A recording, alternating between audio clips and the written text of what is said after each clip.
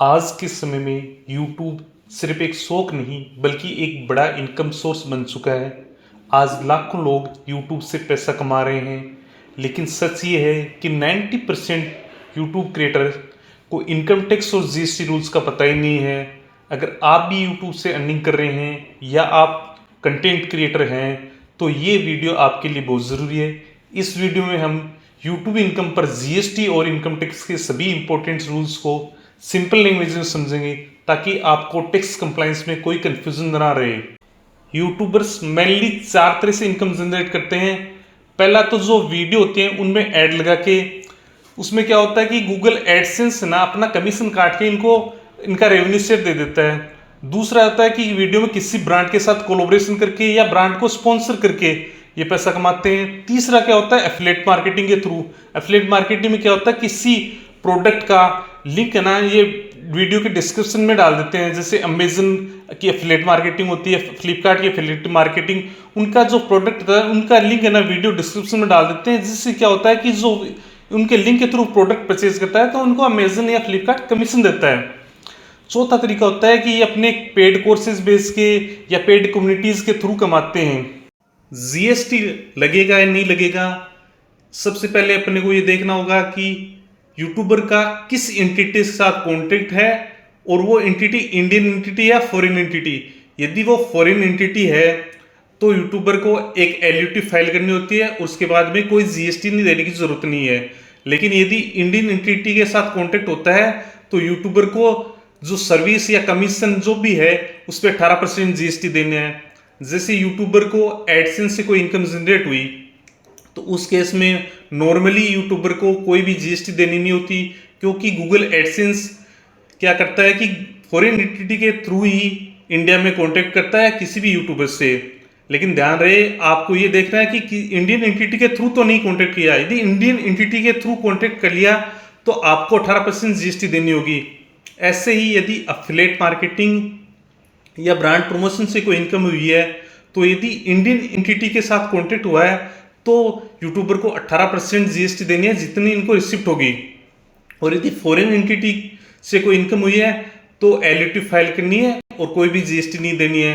इसी प्रकार यदि कोई कोर्स बेचा है या कोई पेड कम्युनिटी है तो उस केस में इनको नॉर्मली 18% जीएसटी देनी ही देनी है, क्योंकि ये अनरजिस्टर्ड के थ्रू कॉन्टेक्ट होता है तो ये माना जाएगा कि ये इन्होंने लोकल सेल की है। यूट्यूब से जो भी इनकम है वो बिजनेस एंड प्रोफेशन के ऐड में जाएगी और इस पे स्लैब रेट के अकॉर्डिंग टैक्स लगेगा। और यूट्यूबर को साल में एक इनकम टैक्स रिटर्न भरनी मैंडेटरी होती है, जिसकी लास्ट डेट रहती है 31 जुलाई। और इसमें ना क्या होता है, जो टैक्सेबल प्रॉफिट आता है उस पर स्लैब रेट के अकॉर्डिंग टैक्स लगता है। तो टैक्सेबल प्रॉफिट कैसे निकालते हैं, सबसे पहले अपन ये जानते हैं। टैक्सेबल प्रॉफिट निकालने के लिए सबसे पहले अपने को रिसिप्ट लेनी है, उसमें से जो खर्चे हुए यूट्यूब वीडियो बनाने के लिए वो घटाने अपने को। जैसे लैपटॉप का डिप्रीसिएशन, कैमरे का डिप्रीसिएशन, या कोई फर्नीचर वगैरह ऑफिस में लगा उसका डिप्रीसिएशन, या कोई और फिक्स लगा उसका डिप्रीसिएशन, इंटरनेट का बिल, स्टूडियो का रेंट, या ट्रेवलिंग एक्सपेंसेस, या कोई मार्केटिंग एक्सपेंसेस। इस तरह के सारे खर्चे घटाने के बाद जो प्रॉफिट आएगा वो टैक्सेबल प्रॉफिट है, उस पर स्लैब रेट के अकॉर्डिंग टैक्स देना होता है। और यदि यूट्यूबर की इनकम रिसिप्ट जो 75 लाख से कम है तो ये अपना टैक्सेबल प्रॉफिट 50% दिखा सकता है प्रेसिडेंट टू टैक्सेशन स्कीम के तहत। जैसे सेलिब्रेट क्या होती है, हर साल चेंज होती रहती है। अपन एक एग्जांपल के लिए फाइनेंशियल 25-26 की सेलिब्रेट लेते हैं तो फाइनेंशियल 26 की जो सेलिब्रेट है वो इस प्रकार है कि जो 4 लाख तक इनकम है उस पर कोई टैक्स नहीं है। 4 से 8 लाख है तो 5%, 8 से 12 है 10%, 12 से 16 है तो 15%, और 16 से 20 है तो 20%, और 20 से 24 लाख है तो 25%, और 24 लाख से ऊपर है तो 30%।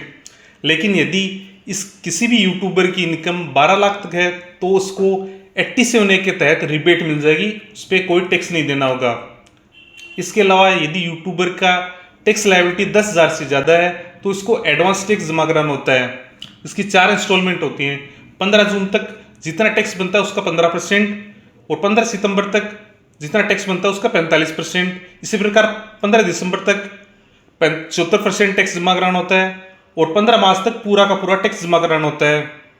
यदि ये टाइम पे एडवांस टैक्स का पेमेंट नहीं होता तो 1% पर मंथ चार्ज लग सकता है। अब आपके दिमाग में एक क्वेश्चन आ रहा होगा कि अपने को पूरी साल की इनकम कैसे पता चलेगी 15 जून को ही। तो इसमें यह है कि जितना इनकम होगी उतना तो जमा करा दो, उस पर तो टैक्स ना लगे, या आप अंदाजे से भी थोड़ा बहुत एक्स्ट्रा जमा करा सकते हो। बाकी आपकी जो इनकम बचेगी उस पर इंटरेस्ट दे देना। यूट्यूबर्स को किन किन बातों का ध्यान रखना है? सबसे पहले तो यूट्यूबर्स को ना अपना रिकॉर्ड मेंटेन करना है। यदि जीएसटी एप्लीकेबल है तो जीएसटी इनवॉइस इशू करना है, और एडवांस टैक्स लायबिलिटी है तो एडवांस टैक्स का पेमेंट करना है, और हर साल आईटीआर बननी है, और मंथली या क्वार्टरली जीएसटी रिटर्न है तो वो उसको टाइमली फाइल करनी है। यदि आप प्रॉपर कंप्लायंस करेंगे तो टैक्स नोटिस अवॉइड कर सकते हैं, अन्यथा आप पे पेनल्टी वगैरह लग सकती है। वीडियो को देखने के लिए आपका बहुत बहुत धन्यवाद।